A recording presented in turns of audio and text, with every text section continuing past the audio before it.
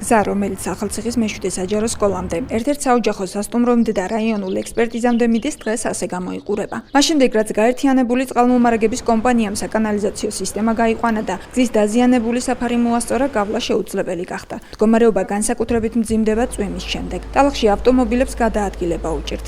პრობლემური 50 მეტრიანი მონაკვეთის მოხრეშვას საოჯახო სასტუმროს მეპატრონე მოითხოვს.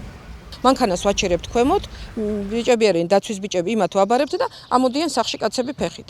აქედან ჩასული ქალაქში ვერ გახვალ. აი ელემენტარული მაგას ვთხოვთ და ერთი ურნის დადგმას ვითხოვთ, რომ აქ არის პროჟექტურა და პროჟექტურის გვერდზე რო იყოს ურნა. 2 წელიწადია მერიაში დავდივარ ამ საკითხზე. 3 ნატურა არის სულ თავი ბოლო 3 ბოძი არის გასანათებელი და ამისი ეკონომია წყვიტავს ახალციხის ბიუჯეტს. მეშვიდე საჯარო სკოლის პედაგოგებს პრობლემური მონაკვეთის გავლა ყოველდღიურად უწევთ. სკოლა-ინტერნატის დირექტორის მოადგილე ამბობს, რომ ეს გზა ერთადერთია, რომელიც დაწესებულებამდე მიდის. მეშვიდე საჯარო სკოლა ქალაქიდან მოშორებით არის.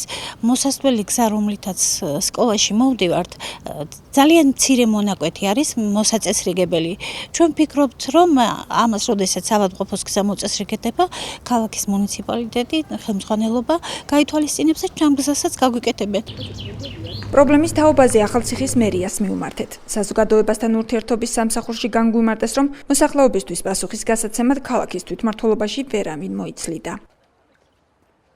უბრალოდ დღევანდელ დღემდე დატვირთულია თათბირებით, რომ არავის არ ცალია კომენტარებში აქედან გამომდინარე გეუბნები ამ სიტყვებს. იქნებ მოადგილე ან ინფრასტრუქტურის სამსახურიდან ვინმე წარმომადგენელი, სულ 5 წუთი გვინდა და თათბირი დასრულების შემდეგ იქნებ შეძლონ თქო. კარგით. მოგვიანებით კი საზოგადოებასთან ურთიერთობის სამსახურის წარმომადგენელმა კატეგორიული პასუხი გაგვცა. მიგითხარი, რომ დღევანდელ დღე ძალიან გადატვირთული იყო და ვერ გაგირკვევდი ვერანაირად შევეცდები მეთქი ხომ არა. ხო და ანუ პასუხიც არ გამაგებინე და მაგას გეუბნები გელოდებოდი. არავინ ჩაგეწერებ. ეხლა ამ შრალია შვილო გუშინ ჯინაზე. ახალციხის მერიაში მისვლას ისევ გეგმავს საოჯახო სასტუმროს მეპატრონე. მარინე ნარიაშვილი ხალხის არჩეული მთავრობისგან საზოგადოების პრობლემის მოგვარებას კიდევ ერთხელ მოითხოვს.